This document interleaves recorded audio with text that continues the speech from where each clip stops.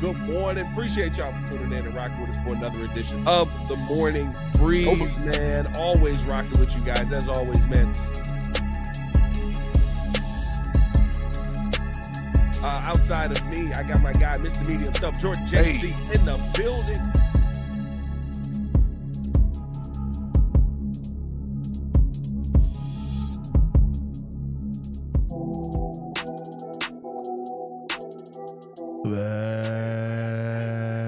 That's right. The best show for Chicago sports. Breeze Nation, what's good? It's your boy Pat the Designer back at it again. Appreciate y'all for tuning in and showing love as always to another edition of the Morning Breeze. A little bit later edition today. Had a morning workout. It was a lot of upper body and squats, so can or cannot confirm whether a cramp will happen live on this show yet again. Got a lot to get into on today's show. Got to talk about and preview, of course, this upcoming game versus the San Francisco 49ers and have the conversation on, you find a way to beat the Niners, are you now having Super Bowl contender conversations? And I mean in every room that you're mentioning Chicago Bears. And got to talk about these Pro Bowl players here with Jordan JC. Is there a little bit of a snub? Oh, we got a snub happening here for you know, the Chicago Bears. Yeah, maybe. I don't like it, but he might get more money on the back end. We'll talk about all that more coming up next. Ladies and gentlemen, the date is 12/24/2025. It's 10:02 in the morning. And JC, what do you got, man? Let's go get a dub. Good dub. One more dub. I'm used to it. One more dub. What's wrong with the dub? Wouldn't hurt. I'm not mad at the dub. Anybody else mad at the dub? I need a little dub. A little dub step in my life, you know what I mean? Dub, yeah. Nothing wrong with a little dub. Big dub guy. Dub dad. Yeah. Oh, big dub guy. Yeah. Love to see another dub. Shout out to Brandon Green in the building, man. Appreciate y'all for tuning in and showing love. As always, Brandon Green said it's 1 a.m. here, and he's still tapped in with us over here. I mean, I would assume that you're up enjoying a little Japanese Christmas. What's a Japanese Christmas like? Is it just like regular Christmas, but more anime? I guess so. Is that a wild statement? More character, yeah. Was that a little bit wild? Don't worry about that. Hey, man, appreciate y'all for tuning in. The show love as always. Hit that like button, subscribe to the page, leave a 5-star review. Y'all know what to do. Come on. Push the button. Come on. Push the button. Come on, push the button. Yeah, come on, push your button. You heard what she said. Y'all heard what Sue Young said. Hit that like button, subscribe to the page. JC, how you feeling today, my guy?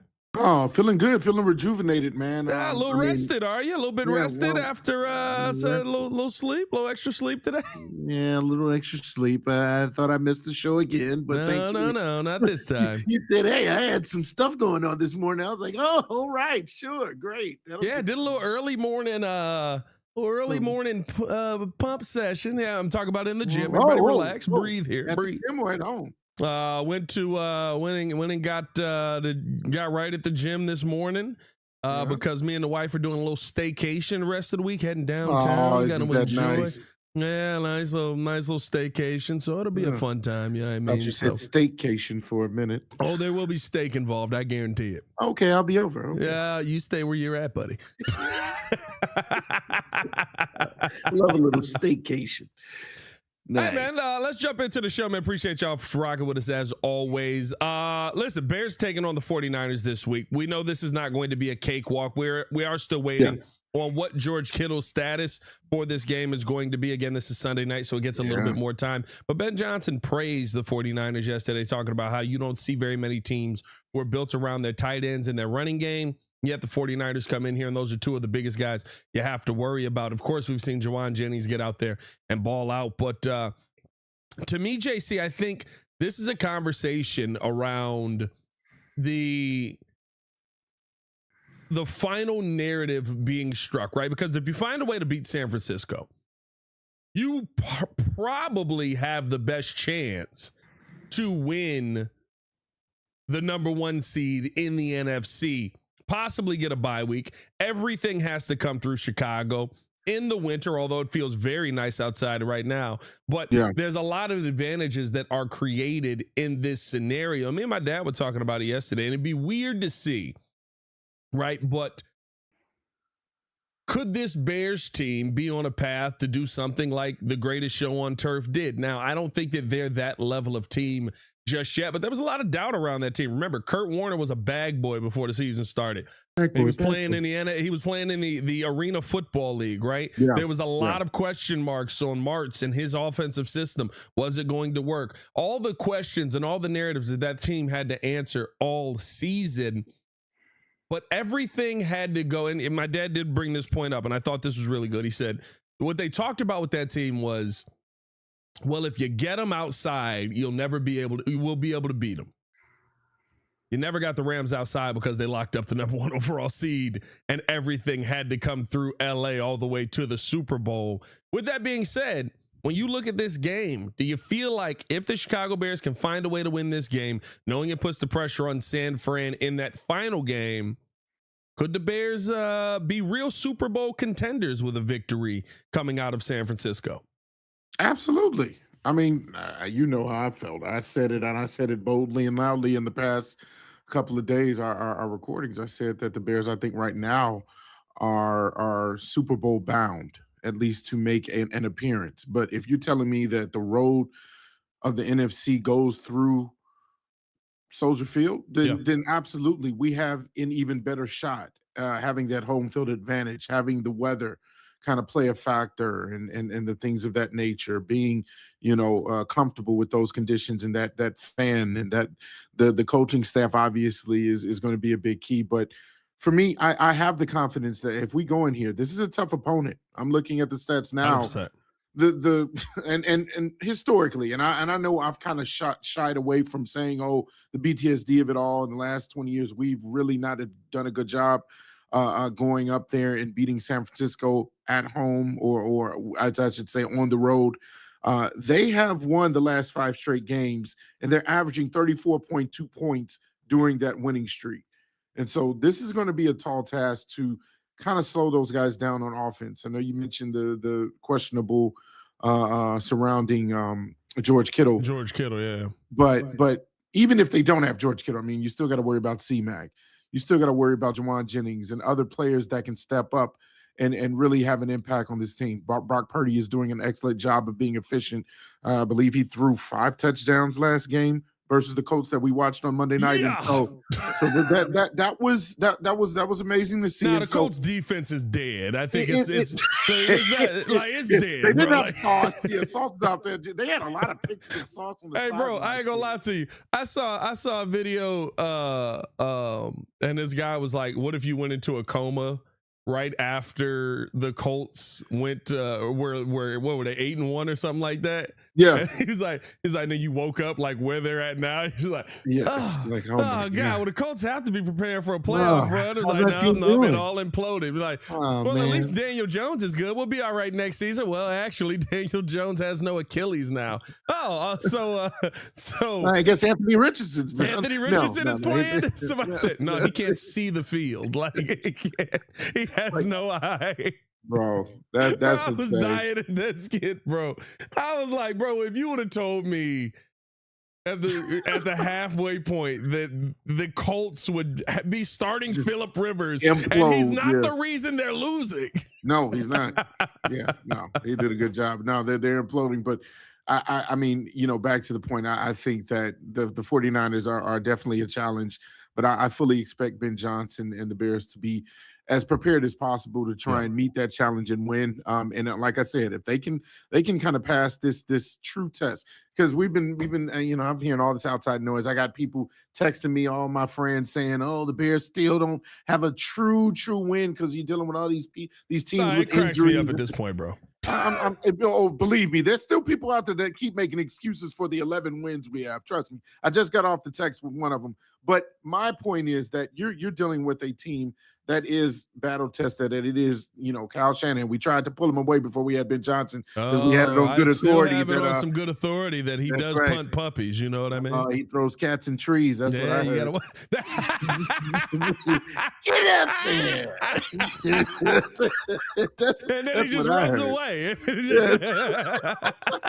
But no, I mean, like, overall, I think that should not have been that funny.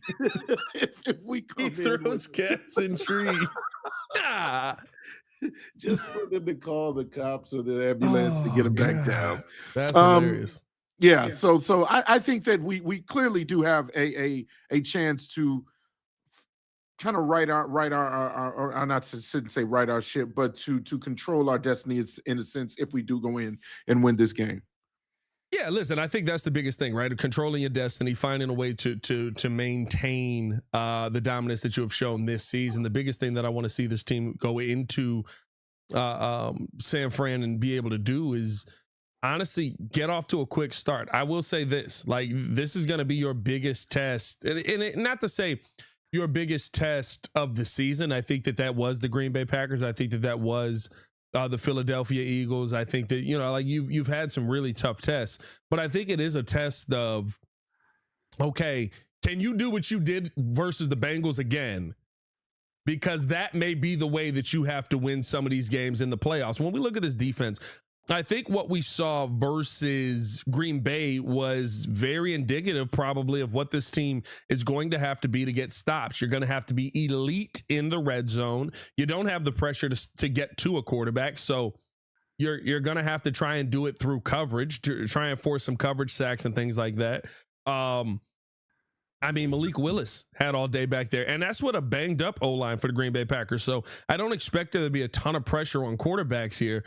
Can you find a way to be bend but don't break, not allow the big play, not allow the explosives? I thought the Bears did a better job of that versus Green Bay this time around. They were playing a little bit further off, getting into the red zone, getting stops there, forcing field goals. Like, that's going to be your philosophy. But on the flip side of that, when a field goal is forced, you have to get 7. And I think it's going to be very tough. The the Packers, I should say, went 0 for 5 in the red zone. It's going to be very tough for anybody else to do it, right? Like, that's an elite day. As bad as it felt, as bad as the time of possession was, that's an elite day in the red zone. I don't expect that week in and week out unless maybe this is the identity you found for yourselves. I'm not saying that it can happen. In fact, that was the identity of this Bears defense last year until Muggs kind of started giving up. Like, there was a bunch of yards in the middle of the field, and then you get into the red zone, and the Bears were like the second best red zone defense, I believe, through the first 10 weeks of the season. So I'm not saying it's not a way that you can win. I just think it makes it incredibly difficult, and your offense has to get off to a quick start. I think that you have to, in a sense, try to produce as many takeaways as possible against this 49ers attack. I'm not going to sit here and say that Christian McCaffrey is going to be stopped. I have the confidence that we're going to scheme up as much as possible on defense to try and slow him down. Christian McCaffrey is still a problem. Yeah. However, when you have your Byards and your Nahshon Wrights and, those guys back there, and hopefully CJ is okay to still go for this upcoming game.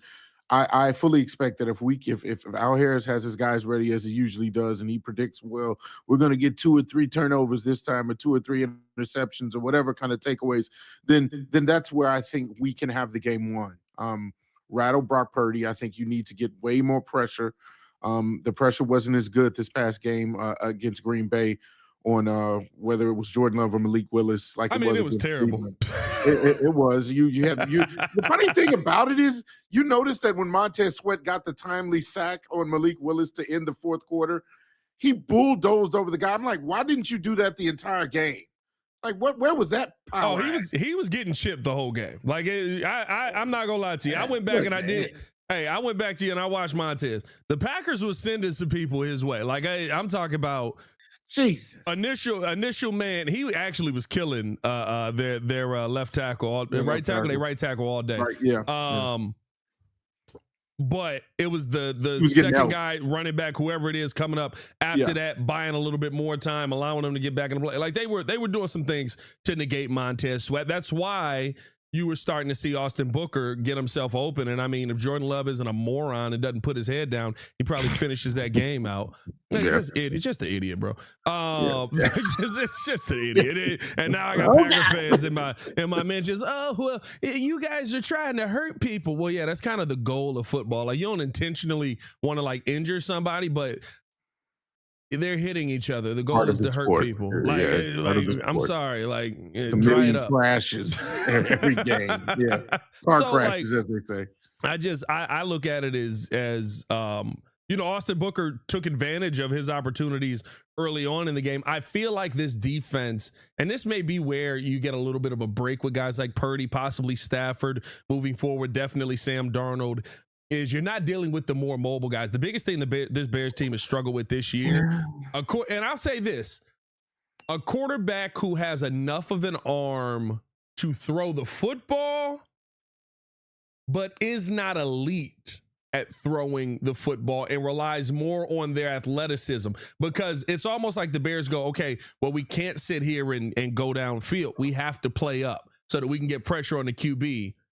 And then he's able to hit one of those like little dump off passes that goes big, or like the one Malik Willis hit where it's, what was that, a 15-yard pass that turns into a big touchdown there. Like it's not to say he can't throw at all, but you're relying more on your legs. It was the same thing with Tyler Huntley.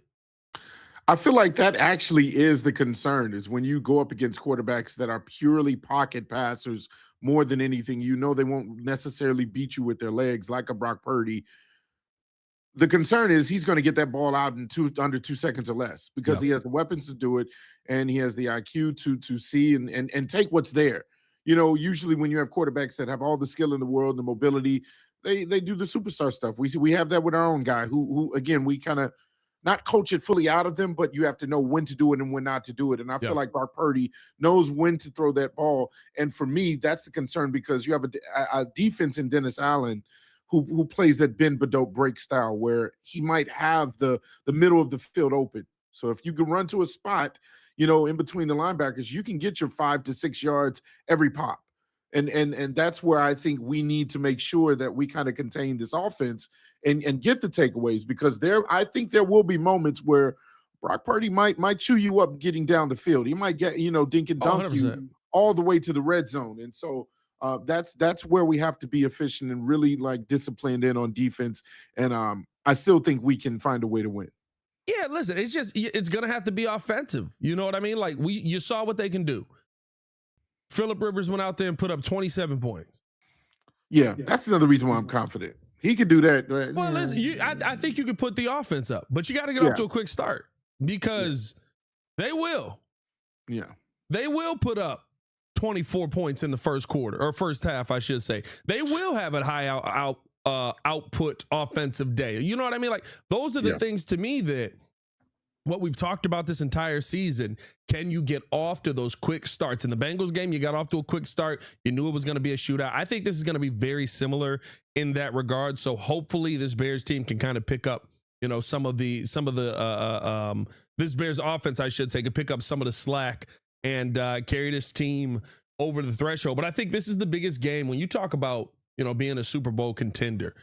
Mm-hmm. These are the games that you're going to have to probably go out there and find ways to win in the playoffs. Now, will it be a little different if they got to come here to Chicago versus going through San Fran? 100%. Like, I think it's going to be more of an advantage for you, but you still have to get off to quicker starts. You still have to be elite in the red zone, because the things that are issues for you aren't getting fixed this season. Whether you want to go out and get a Matthew Judon, or, try to add somebody at the end to maybe see if there's a little bit of juice left in the squeeze, on the kind of player that he can be in Dennis Allen's system. I'm not saying don't do it, but at this point, you got who you got. Your issues are going to be your issues. Can you overcome those issues to go on a deep playoff run? That's the biggest question that you're going to have to answer. And I think this is a big week to try and answer that. Absolutely. Yeah, no, it's going to be fun. I look forward to the challenge. I look forward to the victory as well. Again, it's offensive mind versus offensive mind. This will be fun just because Kyle Shanahan has been a genius at play schemes and things of that nature. And then you got the new hotness in Ben Johnson. So it's going to be seeing it's going to be fun seeing like the battle of the brains with those guys. This is the first coaching staff that I actually am like a little terrified of. Nah, not terrified. Just Ben's not better. Okay, I got you. Like it's the first one where I'm like, yeah, I would say I actually respect, because like for me with Sirianni, y'all knew how I was with Sirianni. I'm like, Ben Johnson's a better head coach than Nick Sirianni is. I can see that in 30 seconds. And when Shea was yelling about that he won the Super Bowl, it's like, yes, but he's also not a good coach. He's got good coaches with him. And we see how his team's kind of falling apart around him. They still have 10 wins. So I can't say he's not a good coach. But I don't think he's as good as Ben Johnson is. Kyle Shanahan is every bit of a phenomenal coach. It is kind of crazy that the coach that I give more respect to didn't win the Super Bowl. That is kind of insane. I can see why people was lost on that a little bit. No, I get that, but I look at the play caller as the guy that can always put you away. You know what I mean? Like Sirianni's gonna make a mistake. I guarantee that. I've seen Kyle Shanahan call a perfect game and lose a Super Bowl. Yeah, I'm with you on that though. I think Nick Sirianni is probably, in my opinion, the best definition of you have a team around that kind of dragged you to getting that victory, and you get the credit for it because you're at the helm of it all. But I think the talent of that team is kind of outweighed his coaching ability. But no, hey man, I agree. This will be a test. I do agree that you have a coach and a staff that probably is better. More experience, more battle tested, more playoff experience, all of that. They have that in their corner. And so, again, that's why we'll see whether or not the Bears can live up to that challenge, at least make it a game and see what happens in the end. That's certainly the hope, man. Hey, man, hit that like button, subscribe to the page, leave a 5-star review. Y'all know what to do. We're going to take a quick break, listening to a word from our sponsors. And on the other side of this thing, of course, we got to give our 3 keys to the game. And on top of all of that, got to talk about some of these snubs. A little snubby out I here. don't like it. Little snub nose. I don't like it. It might work out in his favor. And dare I say, not in the Bears' favor. We'll talk about that more coming up next.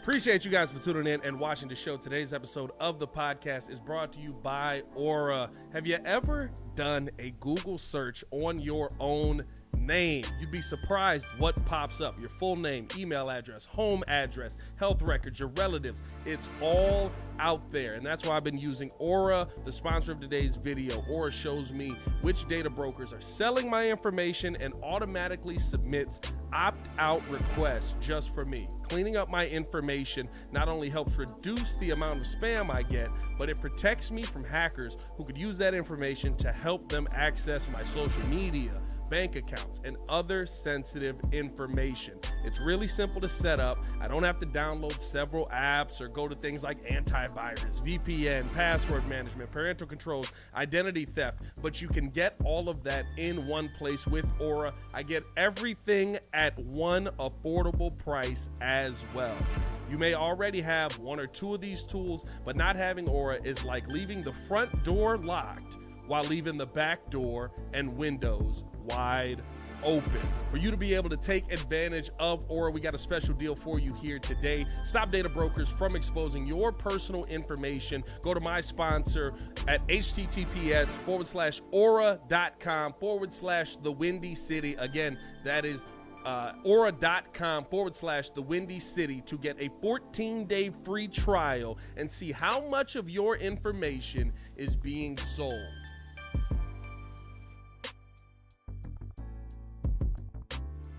Breeze Nation, what is good? It's your boy Pat the Designer back at it again. Ladies and gentlemen, we got merch. That's right. New website, new merch, all out. We've been telling you guys to pull up on us. Now you can at twcbreeze.com, where you can find out all of the latest stuff going on. What all can they find there, Super Producer? Listen, you can join the nation, sign up to our mailing list, and be up to date for events and news. You can also visit the shop page and order merch, because we have t-shirts, we got hoodies, we got mugs, we got hats, we got all kind of stuff. So, hey, we appreciate you being tuned in with us. And remember to subscribe to our YouTube page and follow us on all our socials. Check us out at twcbreeze.com. He's way too excited. I am.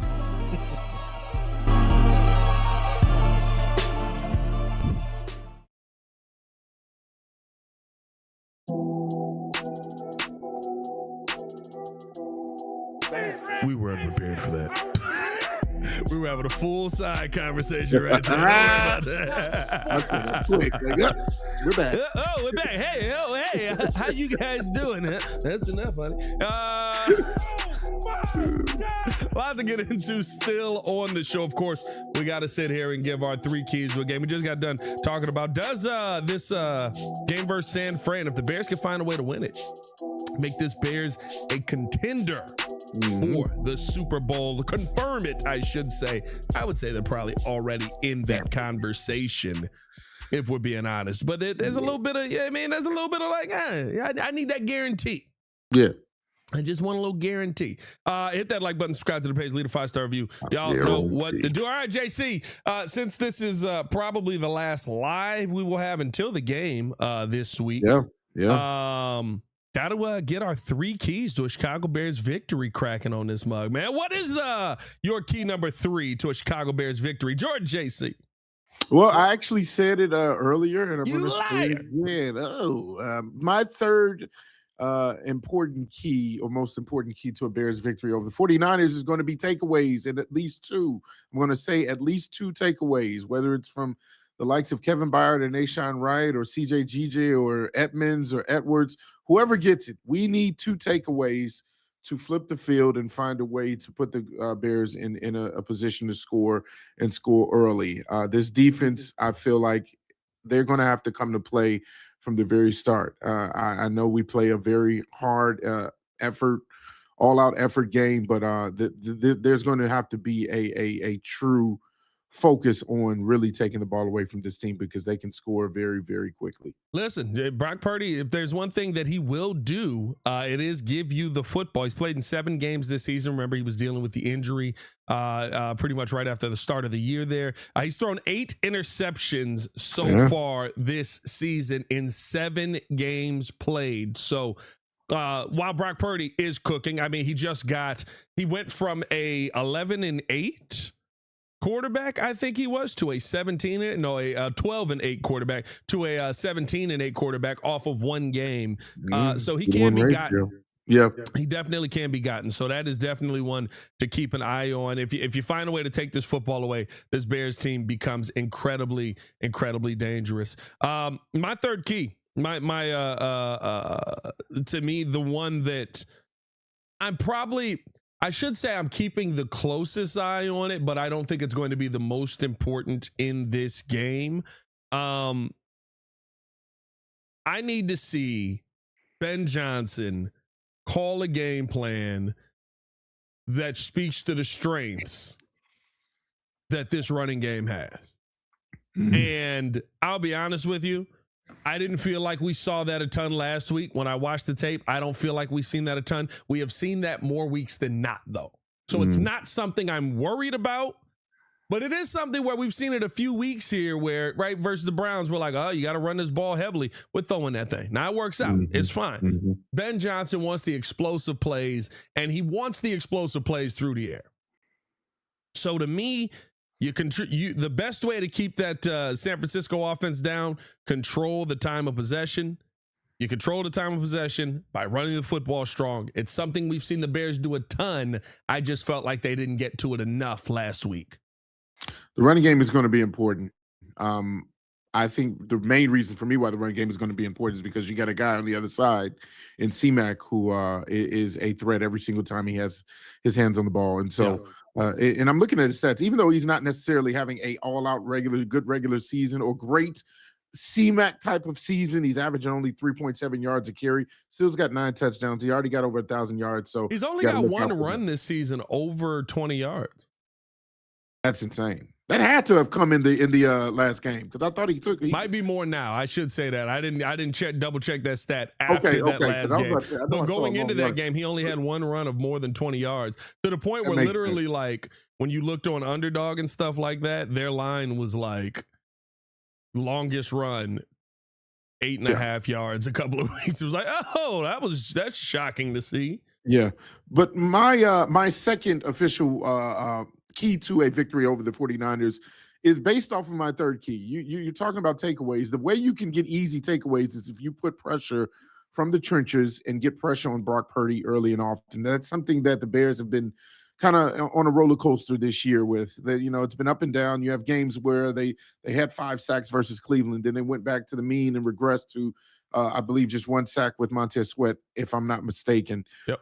And so it's one of those things where it's like hit and miss, and you need to make sure that as you're going into seemingly the playoffs and the January and the most important games, you got to find a way to get to the quarterback and make him uncomfortable. You got to make him nervous. And Brock Purdy, as we said, is a pure pocket passer. He's going to stay in that pocket most times.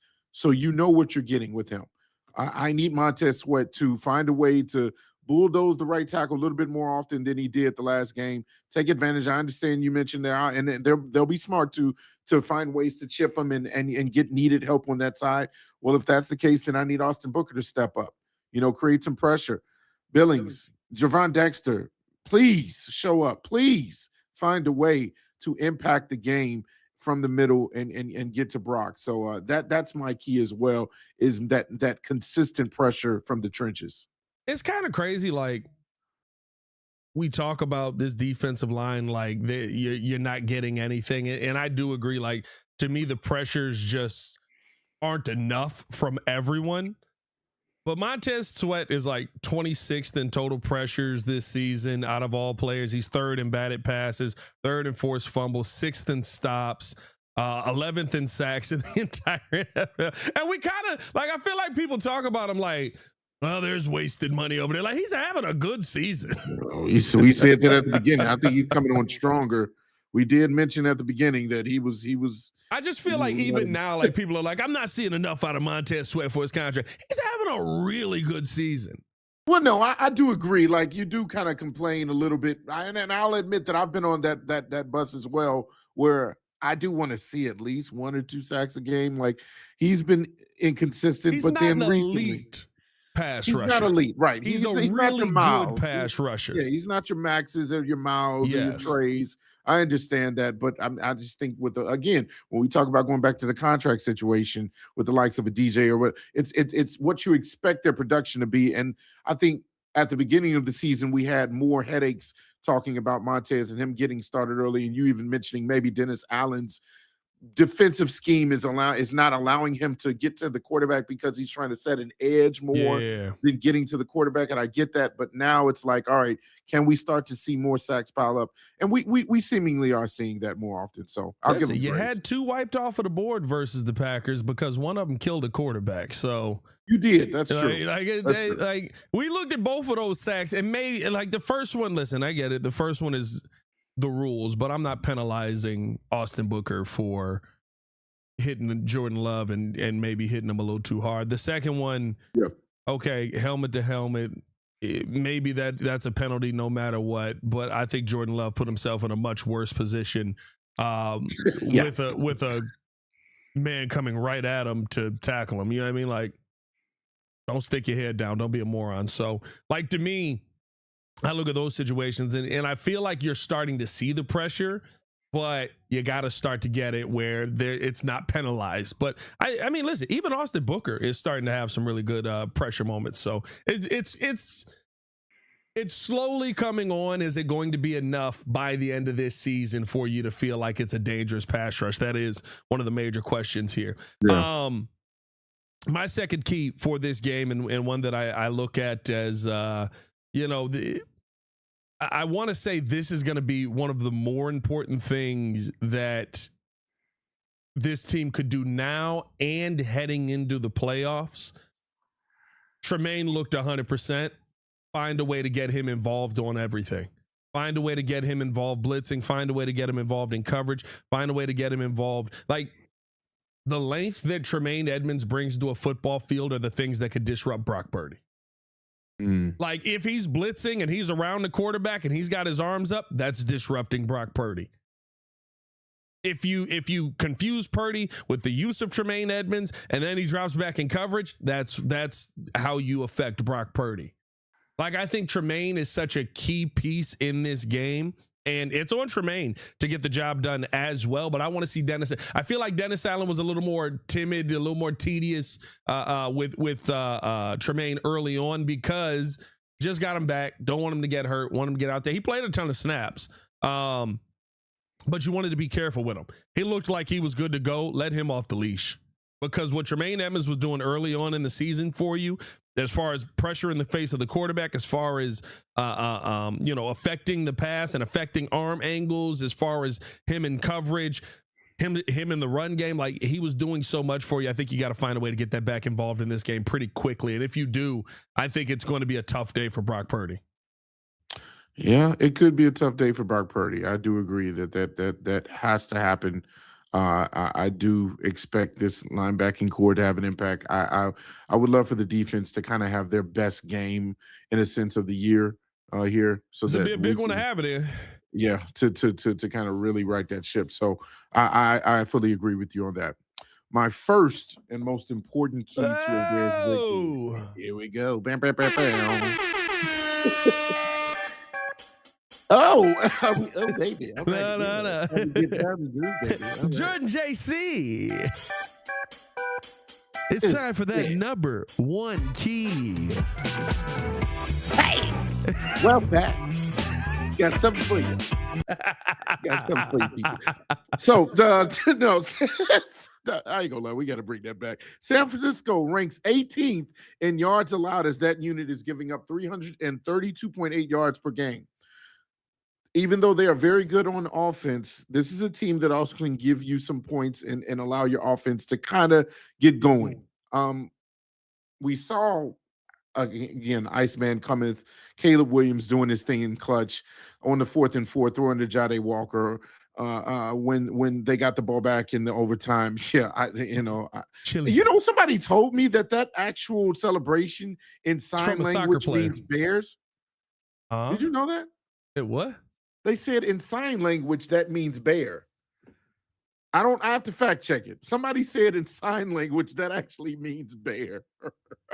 If that's the case, that's actually kind of cold. I don't know if he meant to do that, but I know there's like a soccer player he imitates by doing that celebration. But I digress. That's not part of my key. No, my key overall.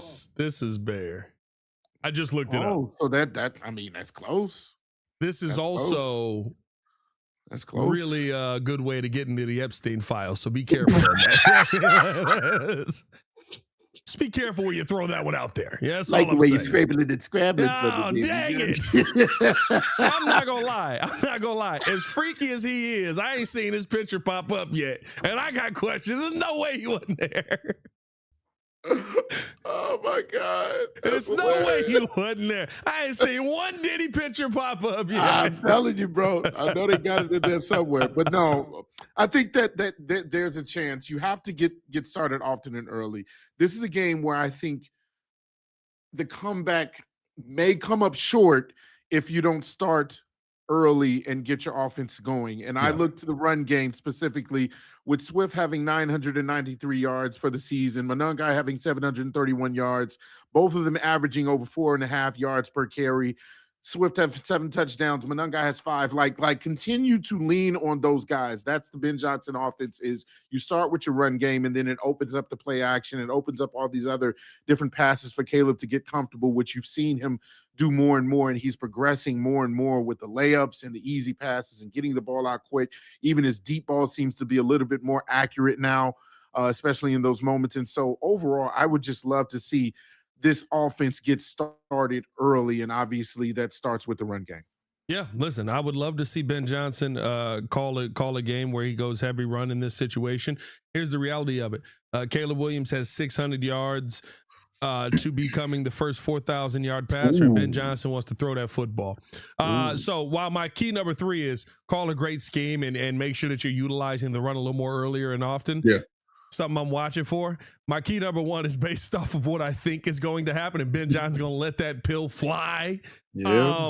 Caleb, be accurate. That's what it comes down to. And I think, I'm not looking for a completion percentage per se. Not to say I don't want the completion percentage to be higher, but I understand, right? He's throwing the football away. He's getting rid of the ball, trying not to take sacks, trying not to take negative plays. I like that. When you are moving the football forward, be on time, be on target, take the check down when it's there, because this is a team that you need to have every point that you can versus this San Francisco offense. And I think, to me, when I look at how a team is going to go out there and perform, it's about, can you get it done efficiently? And my efficiency, I'm looking at that adjusted quarterback percentage, right? I need this week's to be up into the 85, 90s range on that adjusted quarterback percentage, meaning your throws are on time, your throws are on target, and you are getting the ball moving forward. You never go broke making deposits, as they say. Keep making deposits and take your shots when they come, because they will be there. You will have shots to push the ball downfield. Take those shots, but don't. The 3 and outs, the stalling that we've seen it all season, I don't think you can have a game like that. I think you need to be incredibly efficient and just find ways to keep the offense on the field as much as possible. So hopefully Caleb Williams is able to do that, man. Those are our 3 keys to a Chicago Bears victory over the San Francisco 49ers. Hit that like button, subscribe to the page, leave a 5-star review. Yeah, I know what to do. Let's finish it out with this, Jordan JC, because I got to talk about the little snub nose that may have happened here. As Kevin Byard, Drew Dahlman, and Joe Tooney all named to the Pro Bowl this year. Now, you guys know I don't really care about the Pro Bowl, but Pro Bowls do help guys get paid. Pro Bowls do help guys put money in their pocket, and it's a nice thing to have next to your name. There's one name that was missing off of this list that a lot of Bears fans are looking at as the ultimate snub. Peanut Tillman came out and said, there's no way this guy's not a Pro Bowler. And JC, while he is not a Pro Bowler, I do think that this could create an opportunity for him to win a much bigger award, which may make things tough for the Chicago Bears. Of course, I'm talking about the turnover leading Deshaun Wright, who has absolutely come in here, put his name on the map, balled out at just about every single turn. Here's the problem with this, George JC. I think while he missed out on the Pro Bowl, he's going to have a very Kevin Byard-like off-season voting, shall we say. I think that Deshaun Wright is destined for a all-pro this season, where you're going to look at him as one of those top corners in football right now with how he's taking the football away. I think that would be the ultimate snub if he's not an all-pro this season. I understand he is not a Jalen Johnson at his height as far as coverage goes. But the most important thing is getting the ball out of people's hands and giving it back to the offense. He does that extremely well. I think it is a snub. I think he makes all pro.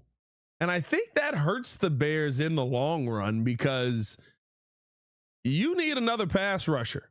And unless you go out and you find an absolute monster in the draft, which you're probably going to have to trade up for,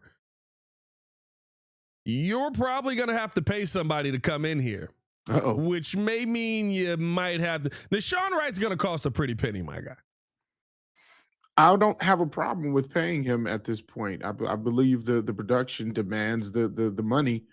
I mean, when you play up to a certain level, even if you're someone that comes out of nowhere, you earn your penny. And so for me, I mean, just going back to just the Pro Bowl topic, I believe he is a snub. I mean, you look at his stats through 15 games, 5 interceptions, only one behind teammate Kevin Byard, who did get the Pro Bowl selection. Yeah. He returned one for a touchdown. He has 2 forced fumbles, 3 fumble recoveries, 11 passes defended, 3 tackles for loss, a quarterback hit. And so that's a very, very good season, well-rounded season for a out of nowhere prospect who really has made a name for himself, being drafted by another team, I believe 3rd round, if I'm mistaken, that got a freaking chance. Yeah, 3rd round to the Dallas Cowboys. Yep.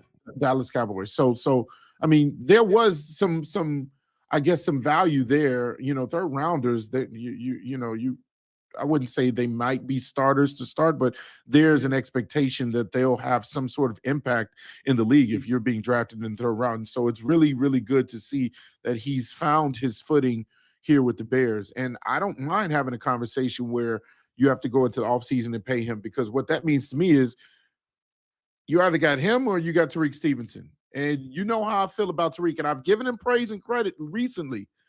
I've said he's done a good job.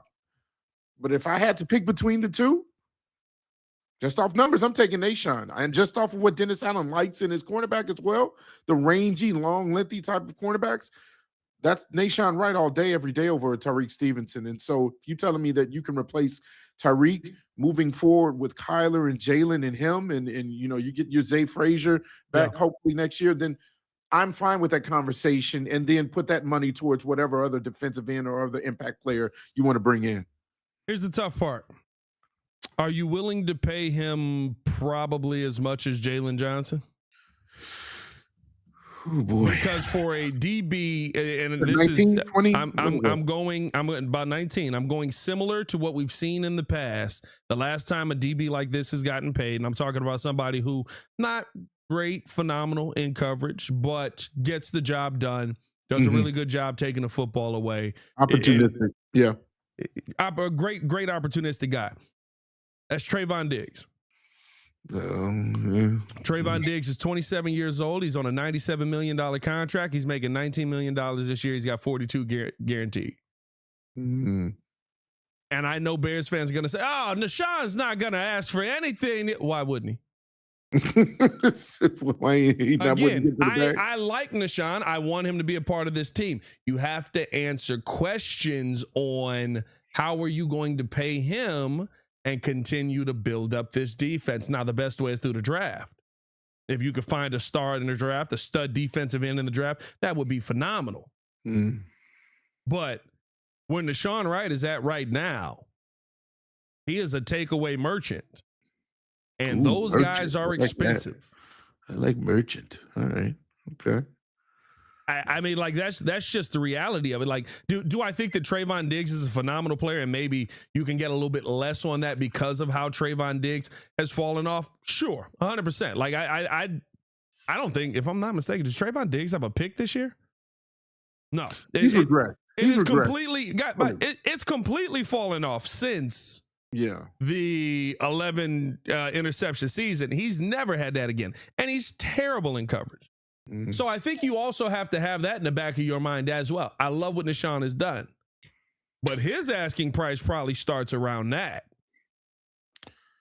You know what this reminds me of? Beloved Bear, former safety Eddie Jackson, where when Eddie Jackson started out and he got paid, he was a ball hawk monster.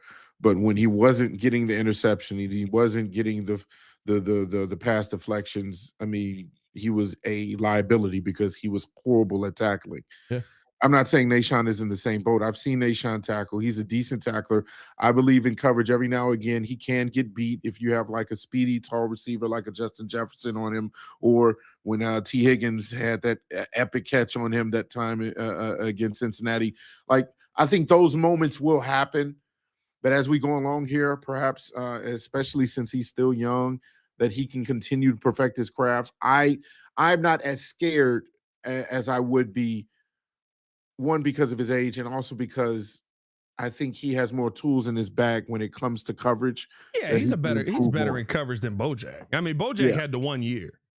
No, I'm just comparing. Bojack really just had 18. Right. I'm just comparing, like, when you say Trayvon Diggs and how he had the 11 interceptions that made him look just otherworldly. Now, he's not doing any of that. Now he just completely is horrible. And like, he's not worth the money that he's paid. So if we don't get that production from, let's say, Nahshon after he gets paid, what is it that he can at least do to impact the team? Does he still tackle well? Does he can he at least, pass deflect if he's not getting the interceptions? Those are the things that I worry about. Listen, he was your number one DB for most of this season, and a defense that has been better than most of us expected to be with the lack of pass rush that he is. So I think that he does have more talent. I think he does have more skill. I'm not saying that you would regret paying $97 million to keep Nahshon Wright around here. In fact, probably with how the contracts have gone up and will continue to go up, it's probably not a bad deal if you're getting that over 5 years.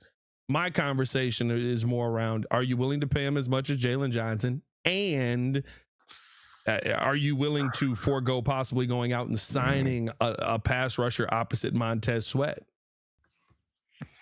Like, if you end up going defensive line in the draft, which I think you should anyway as well, that's fine. But I do think you need an answer. And it's very tough to pay an answer and have, I mean, at that point you would be 40. I mean, are you paying Jaquan or are you moving on from Jaquan? You're probably at 15. I mean, you're talking about being $50 million in on DBs. That's usually not the world you want to live in. I'm gonna throw a contract out there that I think I'd be comfortable with. If Brian Poles came to Nation after an epic season and said, you know what, we understand that the Pro Bowl, you didn't get there, you weren't recognized for your accomplishments, but I'm going to recognize you right now. I'm going to give you a 3-year, $45 million contract with $30 million guaranteed. That's 15 per year. I would be fine with that. If 15 was the peak of the contract, I'm fine with that. I don't think that he's at the Jalen level in a sense, because Jalen is a complete shutdown corner, in my opinion, when he's at the peak of his powers, when he's fully healthy. But Jalen don't take the ball away. Well, he kind of, see, to me, Jalen's more, I'm fine with that because Jalen has a reputation of not getting passes thrown his way.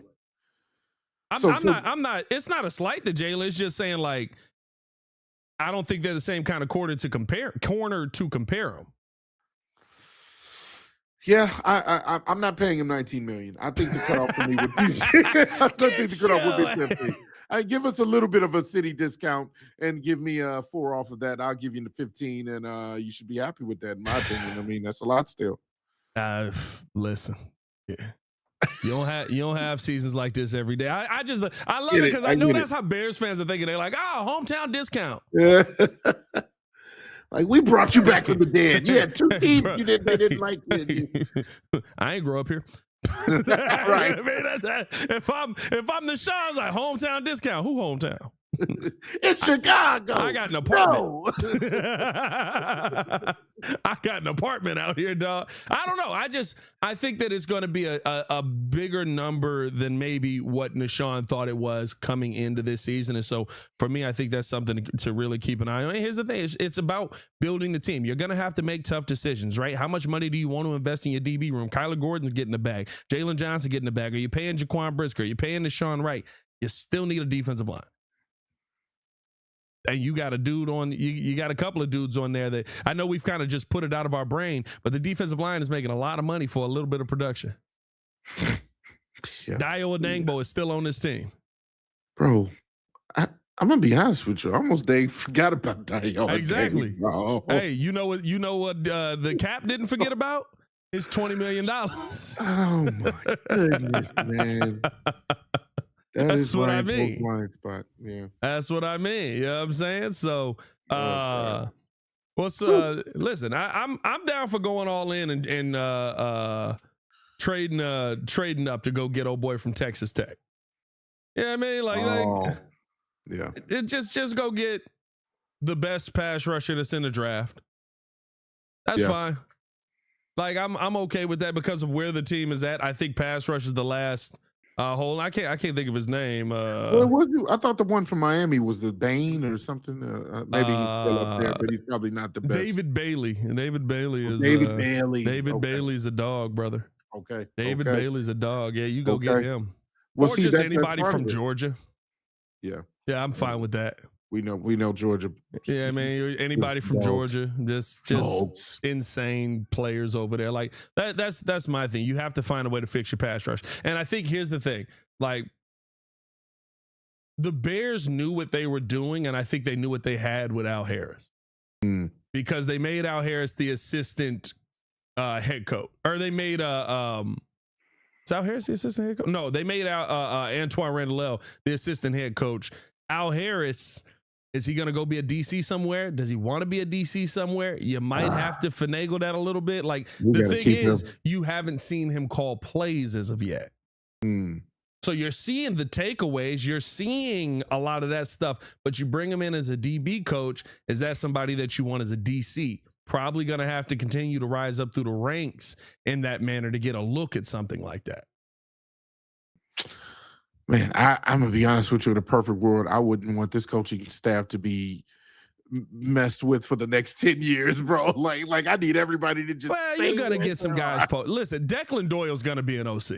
Declan Doyle's a genius. I'm He's fine gonna with be an Declan being OC. OC. I'm fine with him leaving because it's really Ben Johnson. I'm fine. Well, Declan's a part of it. Yeah, I mean, like that's the thing. They're all a part of it, right? Are you gonna go to Eric Bieniemy being a little bit more of an OC? Are you gonna go to right? Like you're losing pieces. I told you though. I'll tell you right now. Well, go ahead and fire Mike McDonald.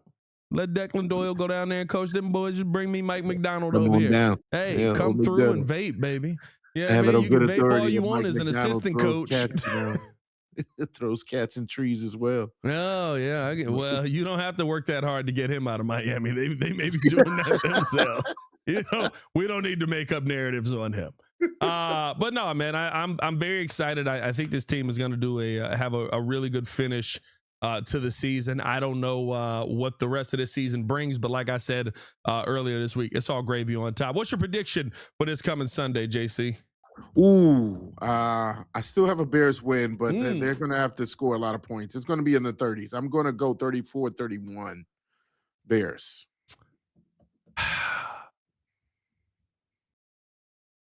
I want to win. Mm-hmm. I want to win real bad. I think this is one where we're not going to get a win.